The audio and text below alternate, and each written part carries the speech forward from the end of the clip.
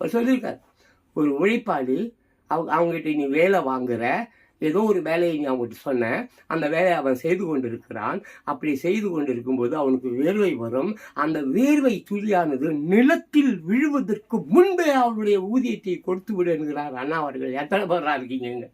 திருட்டு பசங்க ஜோபி எடுத்துன்னு போகிறான், தாலி எடுத்துன்னு போகிறான், ஜட்டியை அவுத்துட்டு போய் அது கீழே இருக்கிற முடியும் எடுத்துன்னு போயிடுவான் போல இருக்குது. போடுறான் முடி வாங்கிறதுக்கு வராங்க, அது சொல்கிறான். முடி தெருமல் அப்புறம் 10 ரூபாய்க்கு மயில் வாங்கிக்கிறாங்க வரும். ஆமாம், ஆனால் அப்போது முன்னேற்றம் என்பதெல்லாம் உழைப்பவர்கள் இருப்பதனால்தான் இந்த உலகம் இருக்கிறது. உழைப்பவர்கள் இல்லை என்றால் பணக்காரன் இருக்க மாட்டார், கார் இருக்காது, பொங்கலை இருக்காது, உனக்கு கோட்டை கூட இருக்காது. You don't have any fort man. உழைப்பவர்களை உண்மையாக நேசி. உழைப்பவர்களை ஒரு நாளும் காலில் போட்டு மிதிக்காதே. உழைப்பவர்களை காலில் போட்டு மிதிச்சே ஆனால் சிதறி கிடக்கும் அவர்கள் செருப்பு உன்னை அடித்து நொறுக்கும். ஏழைகளின் சிதறி கிடக்கிறத செருப்பு அதை அடித்து நொறுக்கு என்று துரத்தி அடிக்கும். கொஞ்ச நாளைக்கு முன்னால சிலோனில் நடந்தது அந்த மாதிரி, மணிப்பூரில் நடந்தது அந்த மாதிரி, நேபாளில் நடந்தது அந்த மாதிரி, தமிழ்நாட்டிலும் இளைஞர்கள், வாலிப பெண்கள், என் மரியாதைக்கும் மதிப்புக்கும் உரிய, ஆசைக்கும் அன்புக்கும் உரிய என்னுடைய இளைஞர்கள், என்னுடைய ஜென்சிக்கிட், என்னுடைய டூக்கிட்ஸ் ஏதோ சில தவறுகள் பண்ணுறான். ஆரம்பத்திலேயே சொல்லிவிட்டேன், இயேசுநாதரின் சீடர்கள் எல்லோருமே தப்பானவர்கள் தான், பெரிய தப்பு செய்தவர்கள் இல்லை, சாதாரண தவறுகள்.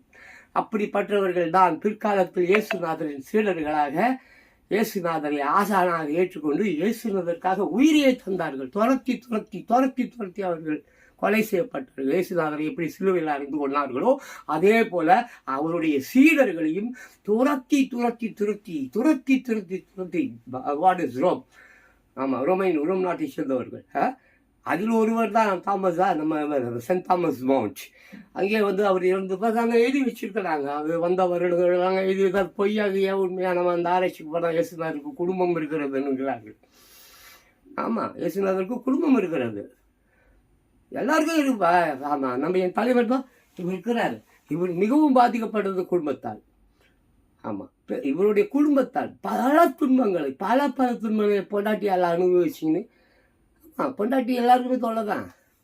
பொண்டாட்டி என்பவன் எப்பவுமே தொல்லை தான். மிகப்பெரிய துன்பங்களை அனுபவித்து கொண்டு அப்பேற்பட்ட அந்த அரசாங்கம், மிகப்பெரிய தீய அரசாங்கம், மாபெரும் குற்றங்களை செய்து கொண்டிருந்த ஏதென்ஸ் நகரத்தில் பிறந்த ஒரு உதயம் அவர். அப்பேற்பட்டவர்களாக எதிர்த்து நியாயத்திற்காக மட்டும், உண்மைக்காக மட்டும், ஆமாம் உண்மைக்காக மட்டுமே இறந்து போனதோ. இங்கே அந்த புத்தகத்தில் எழுதியிருக்கேன், எங்கேயோ தூக்கி போட்டேன், இங்கே எங்கேயோ இருக்கும். இந்த மாதிரி சரி, நல்லா படிக்க முடியுமானால் இந்த படிங்க, நான் வேணா படித்து காட்டுறேன். உண்மையை கொன்றுவிட்டு அதன் கல்லறையில் நான் நிற்க விரும்பவில்லை.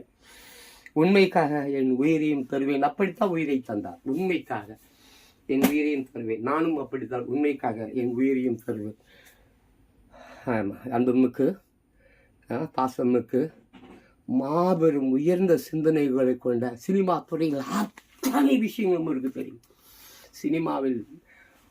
சினிமாவில் என்னென்ன இருக்கோ, கேமராமேனு, மயிலுமேனு, டைரக்டர், புண்ணாக்கு, பாடகம், மச்சி, இவருக்கு அப்புறம் தான். என்னை பொறுத்த வரைக்கும் ஃபாரினில் விட்டுவிடு. நான் சார்லி சாப்ளின் தான் ரொம்ப பெருசாக பேசுவேன். நான் சார்லி சாப்ளின் தான் சினிமாவின் தந்தை. அதுக்கப்புறம் இங்கே நம்ம ஊர் எடுத்துக்கினாக்க இவர் தான் சினிமாவின் தந்தை. இவருக்கு தெரியாத ஒன்றும் இல்லை. இவருக்கு இல்லாத ஆயர்கலை 64 என்று சொல்வார்கள் இல்லையா, ஆயர்கலை 64 ஏதோ சொல்லுவாங்க. அத்தனை கலைகளுக்கும் பொருத்தமானவர் எம்ஜி ராமச்சந்திரன் அவர்கள். புஸ்தகங்கள் இன்னும் நீங்கள் பெரிய லேண்ட்மார்க்கு இங்கே இருக்கிறது வரல, பட் கூகுள்லேயே கிடைக்கும். தயவு செஞ்சு வாலிப பெண்கள், இளைஞர்கள், தயவு செஞ்சு எனக்காக கஞ்சி கேட்குறவங்க காலில் கூட விழுந்து கேட்குறேன், தயவு செய்து இவருடைய வரலாறை போய் படியுங்கள். அண்ணாவுடைய வரலாறை படியுங்கள். வேறு யாரை பற்றி நீங்கள் படிக்காதீங்க. நான் அலெக்சாண்டர் போய் படி சொல்லலை, நெப்போலியனை போய் பற்றி படி சொல்லலை. இப்படி ஏகப்பட்ட சேரஞ்சோளம், பாண்டியம், மயிரும், மண்ணாங்கட்டி, லொட்டு, லொசு, உலகத்தில் இருக்கிற எவ்வளோ அறிஞர்கள் புத்தகங்களை நான் படித்திருக்கிறேன். கேவலமானவனு இருக்கலாம், நல்லவனும் இருக்கலாம். அதெல்லாம் வேண்டாம். நீ மட்டும் தயவு செஞ்சு இந்த சூழ்நிலையில், இந்த மாற்றங்கள் இந்த சூழ்நிலையில் உலகம் அழியும். நான் அடிக்கடி சொல்வேன், உலகம் அழியாது. பாவிகள் அழிவார்கள். பாவத்தின் சம்பளம் மரணம் நான் கடைசியில் முடிச்சிருப்பேன். எல்லா வீடியோவும் போய் பாரு, உலகம் அழியணும், அது ஃப்ளோ. பட் பாவிகள் தான் அழிவார்கள். லாஸ்ட்டாக எங்கேயாவது ஒரு இடத்துல சொல்லியிருப்பேன், பாவத்தின் சம்பளம் மரணம். பாவிகள், தீய சக்தி, பயங்கரவாத சக்தி, அயோக்கிய பாய்சன் எல்லாம் தோசையை திருப்பி போய் இப்படி பண்ண அப்படி யானைக்கு ஒரு காலம்னா பூனைக்கு ஒரு காலம்.